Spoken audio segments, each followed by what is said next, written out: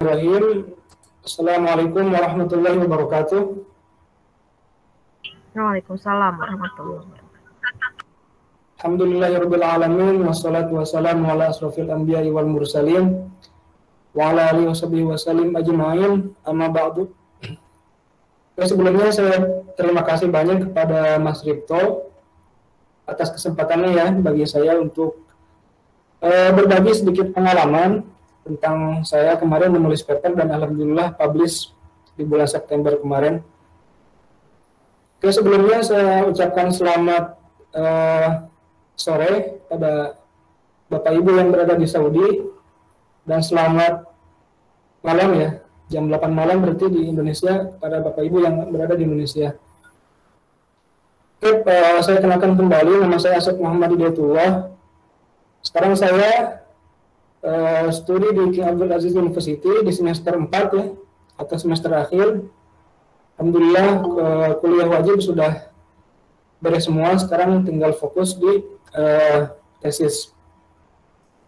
Baik, di kesempatan kali ini saya coba berbagi pengalaman tentang menulis paper. Saya bagi ke dalam 6 bagian ya.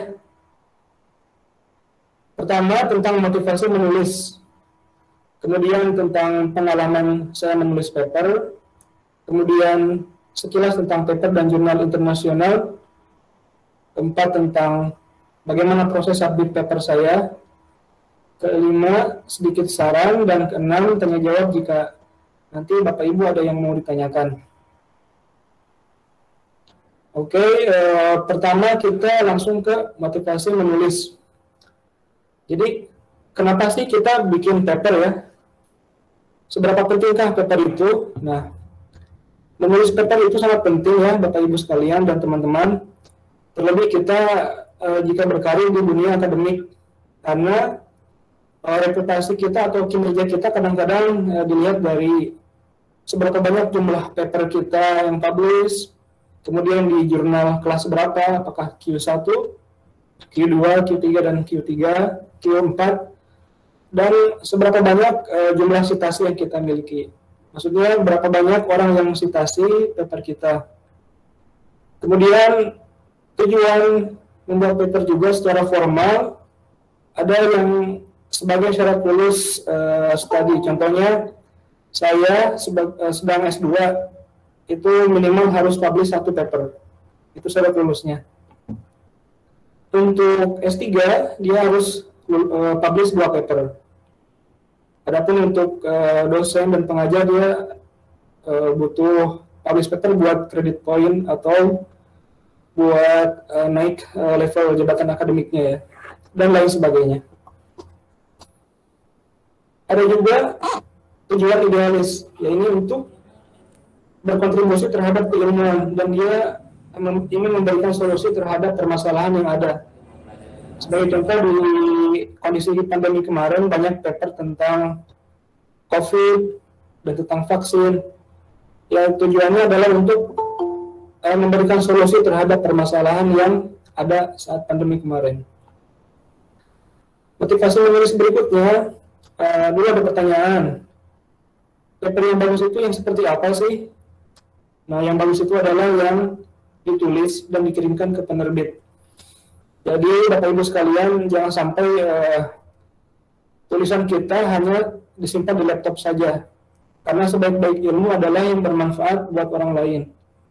Jadi bagaimana bisa bermanfaat jika tidak dibaca oleh orang, dan bagaimana dibaca oleh orang jika kita tidak publish di jurnal gitu. Salah satunya seperti itu.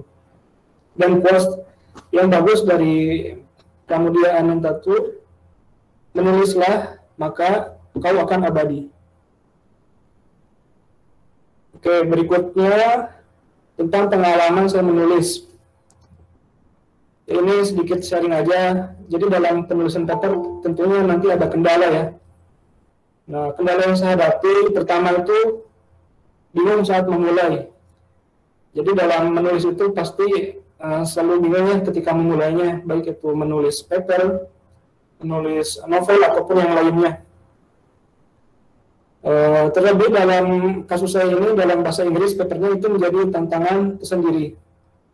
Ini contohnya paper yang saya buat ketika awal-awal, banyak sekali revisi dari dosen, baik dari grammarnya atau vocabulary-nya yang tidak akademis dan lain sebagainya. Nah, itu wajar untuk awal-awal. Kemudian di penelitian saya juga membutuhkan laptop yang spek yang cukup bagus, sehingga jika laptopnya kurang kompatibel itu kadang menjadi sedikit hambatan ya. Misalkan itunya lambat, processingnya lambat dan lain sebagainya. Kemudian manajemen waktu ya. Jadi saya membuat paper itu ketika semester 1 dan semester 2. Saat itu saya mengambil 4 mata kuliah per semesternya. Nah, di situ saya cukup ini juga ya, dalam membagi waktu, bagi waktu antara tugas, ujian, dan paper. Jadi itu menjadi tantangan tersendiri juga, sehingga kita perlu manajemen waktu yang bagus.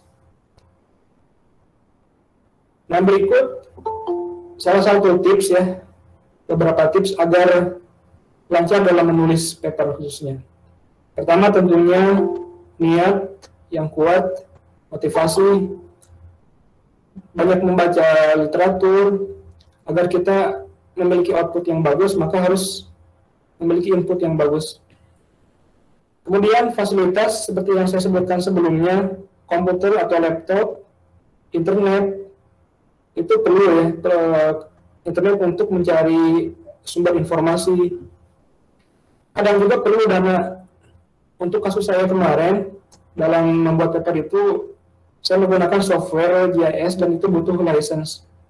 Itu bayar sekitar 700.000 untuk membeli license-nya. Jadi itulah dana pun penting kadang-kadang dalam paper ya. Mungkin yang penelitian di lapangan butuh transportasi dan lain sebagainya. Tidak kalah penting juga diskusi dan minta bimbingan dari dosen yang lebih berpengalaman. Berikutnya sekilas tentang paper dan jurnal internasional.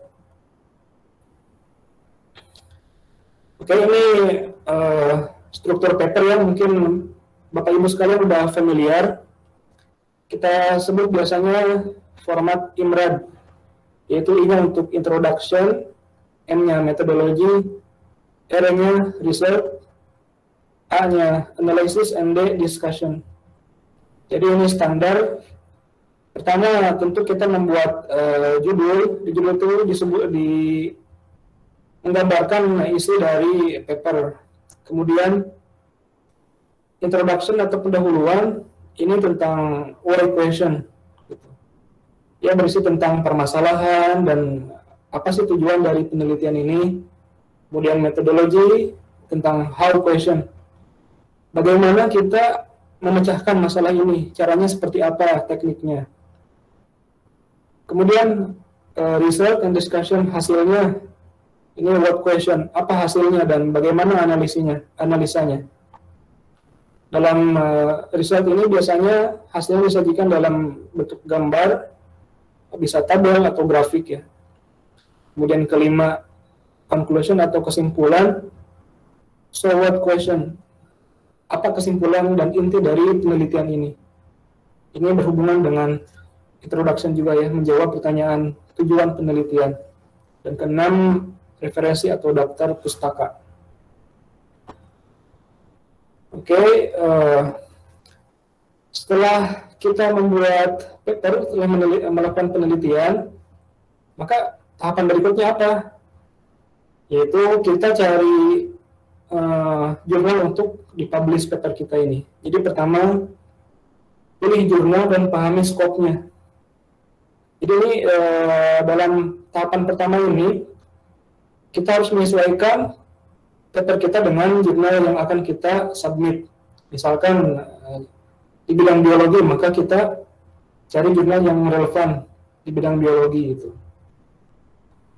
Dan kedua, sesuaikan paper dengan template jurnal. Karena Bapak Ibu sekalian, setiap jurnal memiliki template yang berbeda-beda. Ada yang teks di awal, kemudian gambar dan grafik dan tabel di akhir. Ada juga yang tabel dan grafik di tengah-tengah seperti biasa. Dan yang saya alami kemarin itu yang teksnya di awal, kemudian gambar dan tabel disimpan di akhir. Salah satunya seperti itu formatnya. Kemudian yang penting nomor 3, paper itu harus original ya, hasil karya kita sendiri, jangan plagiat gitu. Sekarang sangat mudah sekali untuk mengecek plagiat dari paper. Ada software namanya atau aplikasi Turnitin atau Authenticate dan lain sebagainya.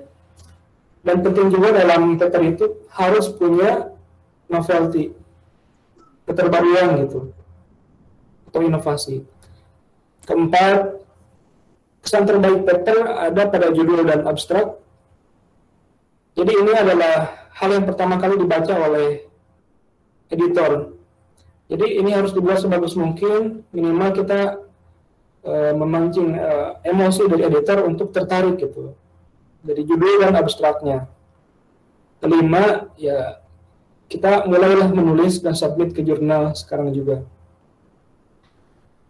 The only man who never makes mistakes is the man who never does anything.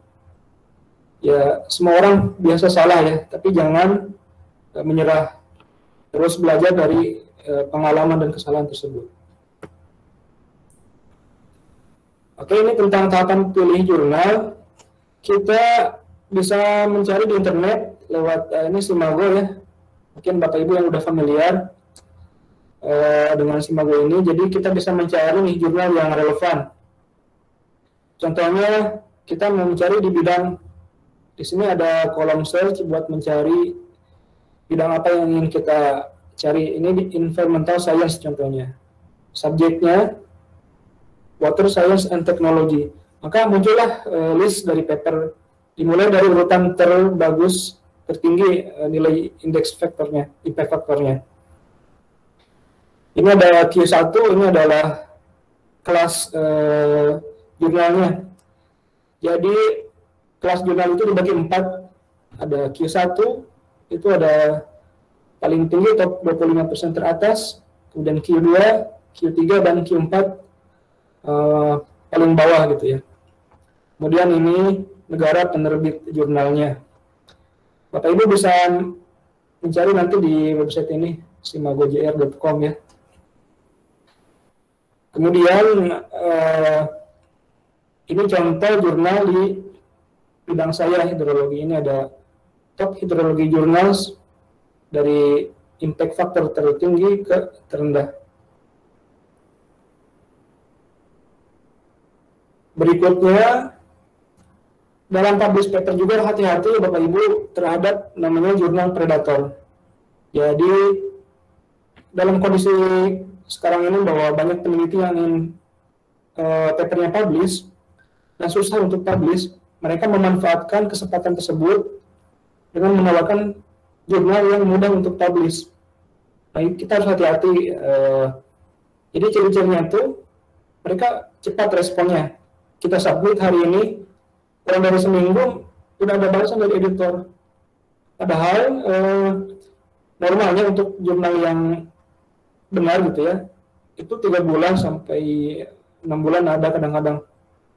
Ini hanya seminggu udah ada balasan. Kemudian dalam jurnal ini tidak ada namanya proses peer review, tidak ada feedback balik dari jurnalnya, dan itu tidak memenuhi standar akademik ya. Kemudian dia kan sifatnya open access dan nanti dia akan minta bayaran, dan itulah dia cari untungnya dari situ. Kita harus hindari jurnal ini. Bisa lihat di Beall's List ya, .net. Ini berisi tentang jurnal-jurnal yang predator. Oke, berikutnya tentang bagaimana proses saya submit paper. Dimulai dari April 2020, saya mulai menulis dan riset sebagai syarat mata kuliah. Jadi alhamdulillah pada saat itu ada mata kuliah dan dosennya mewajibkan mahasiswanya untuk membuat paper, dan itu sebagai nilai akhir dari mata kuliah. Singkat cerita, saya beres di Januari 2021, saya beres menulis. Kemudian dosen pun sudah merevisi dan beliau bilang sudah setuju untuk submit ke jurnal. Jadi saat itu saya sebagai corresponding author atau yang bertanggung jawab untuk publish di jurnal. Ini adalah pengalaman pertama saya. Ya, dalam prakteknya saya banyak sekali hal yang baru gitu ya. Benar-benar beginner, banyak sekali hal yang baru. Dalam prosesnya saya banyak bertanya ke dosen, ke teman juga. Dan banyak juga ilmu yang saya dapatkan gitu ya, pengalaman yang saya dapatkan.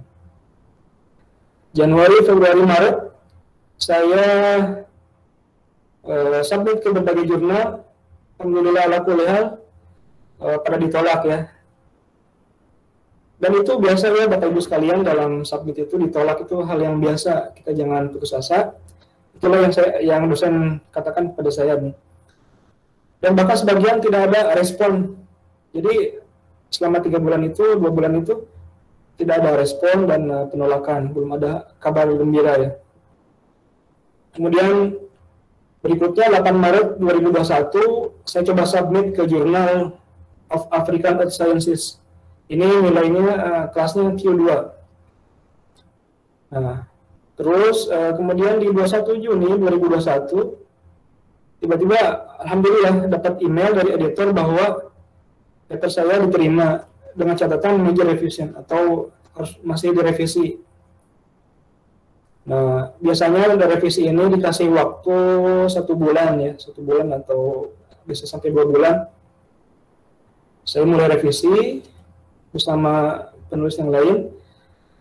Nah, 20 Juli saya kirim kembali ke editor. Kemudian di 30 Juli 2021, 10 hari dari saya kirim kembali, yang mendapatkan email balasan bahwa sekarang statusnya minor revision. Ya, alhamdulillah berturun dari major revision, revisi yang besar ke revisi minor gitu ya.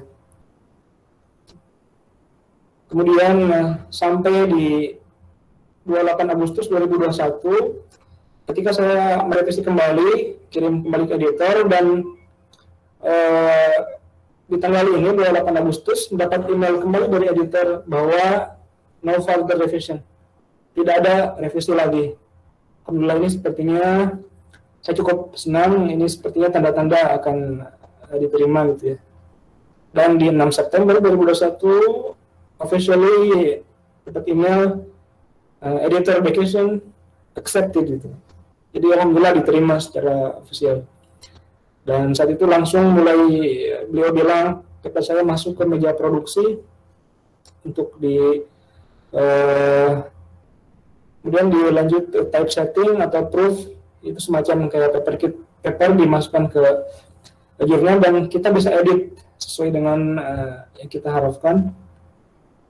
Dan alhamdulillah 10 September 2021 paper saya publish.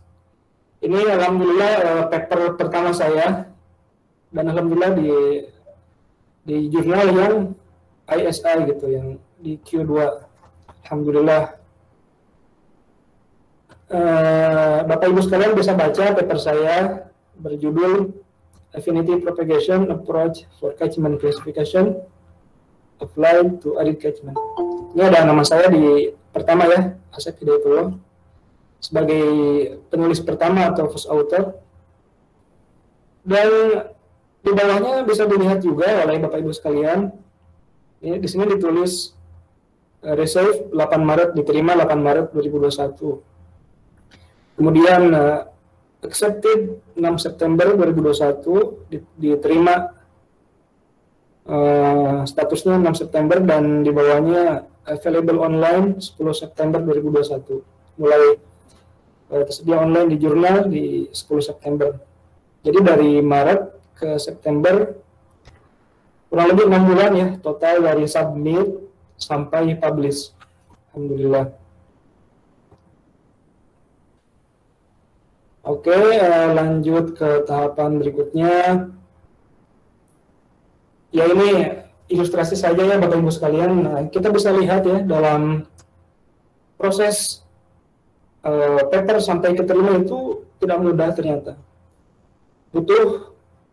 Akan menghadapi banyak sekali tantangan dan rintangan. Butuh pengorbanan waktu, tenaga, bahkan uang sampai paper kita publish. Dan insya Allah setiap orang punya ceritanya masing-masing. Ada yang mudah, ada yang susah, tapi insya Allah jika kita berusaha bisa dilewati ya. Nah ini terkait respon editor. Jadi paper kita itu direspon oleh editor dalam 2 kategori, bisa diterima atau ditolak.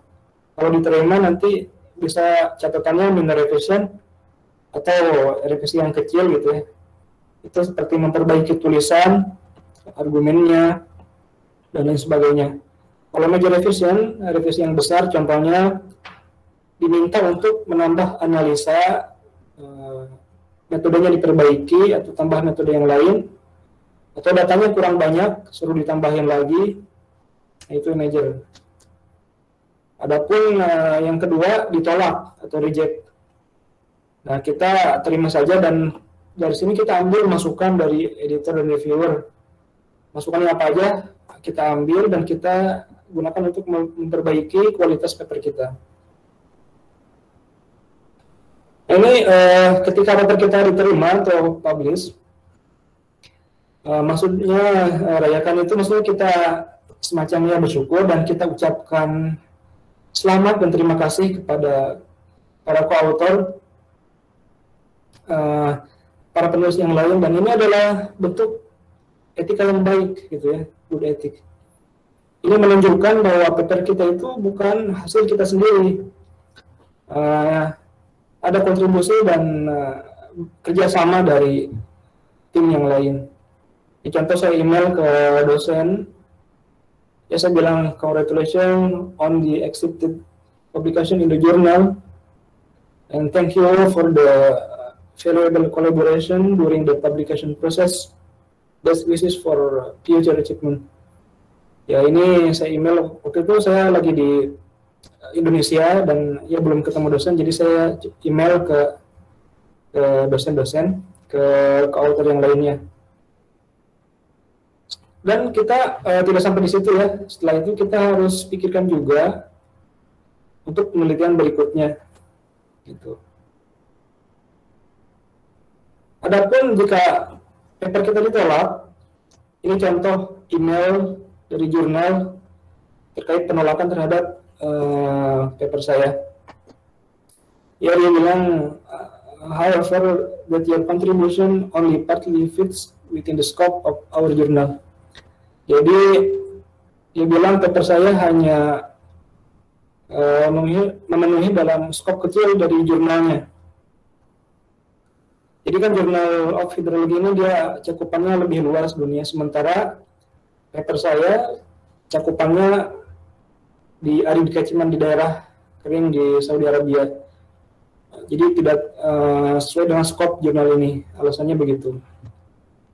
Dan bagusnya dia editor bilang kembali, I believe that the subject deal with is more suitable for a journal such as the mentioned below. Jadi editor juga memberikan rekomendasi jurnal apa aja yang cocok gitu, yang relevan untuk bidang saya. Nah, ketika ditolak, ya kita submit lagi ke jurnal lain yang lebih relevan. Kemudian kita perbaiki paper kita merujuk saran reviewer dan editor, dan kita ambil manfaat dari masukan-masukan para editor dan reviewer tersebut. Kemudian yang ketiga, jangan menyerah ya, penolakan itu biasa gitu dalam proses submit paper ini. Bahkan yang sekarang publish di Q1 yang di jurnal terbaik, mungkin sebelumnya mengalami juga penolakan gitu. Jadi jangan menyerah, terus mencoba. Yang kelima, sedikit saran mengenai menulis ini dari saya. Pertama, kita mulai menulis dan submit paper sekarang juga gitu. Karena kenapa? Waktu itu cepat berlalu. Terlebih untuk kasus seperti saya, mahasiswa S2, hanya punya waktu 2 tahun saja. 2 tahun. Sementara dari mulai submit ke publish itu 6 bulan atau bisa sampai setahun, belum lagi proses penelitiannya. Jadi semakin cepat, semakin bagus. Kemudian yang kedua, carilah ide penelitian yang menarik gitu, tapi dari sudut pandang pembaca. Jadi topik kita harus update sesuai dengan kondisi sekarang gitu. Itu akan lebih menarik bagi editor dan juga pembaca. Saran yang ketiga, ya tentunya kita harus perbanyak output, perbanyak input agar output kita juga semakin baik. Kita perbanyak baca, studi literatur untuk memperbaiki kualitas tulisan kita. Karena menulis paper itu merupakan keahlian ya, skill dia. Semua orang bisa, asalkan butuh latihan yang sering. Oke, kita akhiri dengan quotes dari David McCullough tentang bagaimana menulis itu adalah proses berpikir ya. Oke, sekian dari saya. Terima kasih banyak atas perhatiannya. Semoga ada manfaatnya. Saya coba kembalikan ke Mas Ripto. Baik, terima kasih Mas Asep. Sangat menarik sekali ya, dari pengalaman Mas Asep kita bisa banyak sekali mendapatkan insight baru dan juga informasi bahwasanya jangan menyerah, nulis dari sekarang, cari topik yang menarik, terus juga konsultasikan atau juga kemudian dengan dosen pembimbing harus juga kolaborasi. Baik Bapak Ibu, ada banyak sekali pertanyaan ya, ini boleh langsung saya bacakan dari pertanyaan Bapak Ibu. Ada pertanyaan pertama, ada dari kakak atau dari Mbak Su NJ ya, ingin bertanya terkait bedanya Scopus dan juga WOS atau Web of Science. Apa langkah searchingnya sama ya? Barangkali Mas Asep ada pengalaman ketika terkait dengan Scopus, Web of Science, apakah langkah searchingnya sama dan apa kaitannya dengan ORCID dan ResearchGate? Itu pertanyaan yang pertama. Kemudian pertanyaan yang kedua, apakah kapan terbitnya LOE-nya? Kapan terbit LOE-nya dari jurnalnya Mas Asep ini? Boleh dijawab terlebih dahulu ya Mas Asep, monggo. Oke, baik, saya coba bantu jawab ya pertanyaannya. Jadi tentang subjek paper ini, waktu itu saya direkomendasikan oleh dosen untuk mencari di Simago ini, untuk mencari kualitas jurnalnya. Jadi prinsipnya sama aja, Scopus dan WOS juga. Jadi ya bisa dikatakan sama dalam proses pencarian jurnal.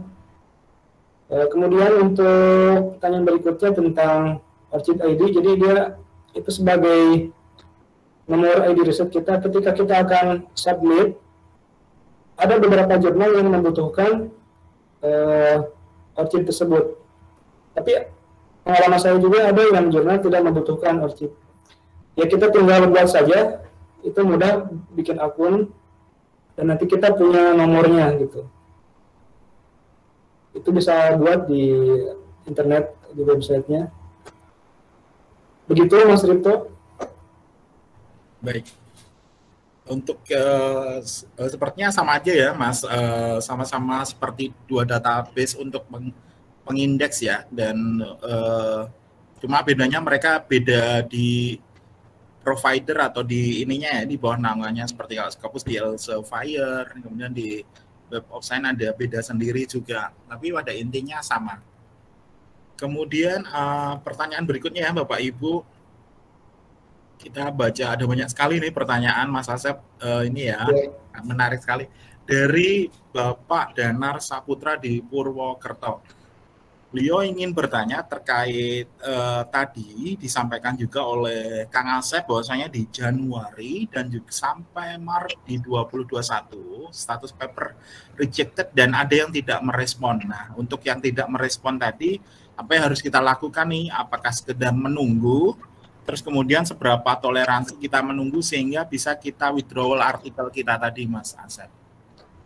Baik, pertanyaan yang menarik. Jadi ketika tidak ada yang merespon, karena untuk kasus saya waktunya terbatas ya, untuk S2 ini hanya 2 tahun, sementara nanti proses ke publish-nya lama lagi. Saya berinisiatif untuk mencari jurnal yang lain gitu. Jadi ya karena kita juga dikejar waktu juga, menurut saya sih tidak masalah untuk kondisi seperti itu ya.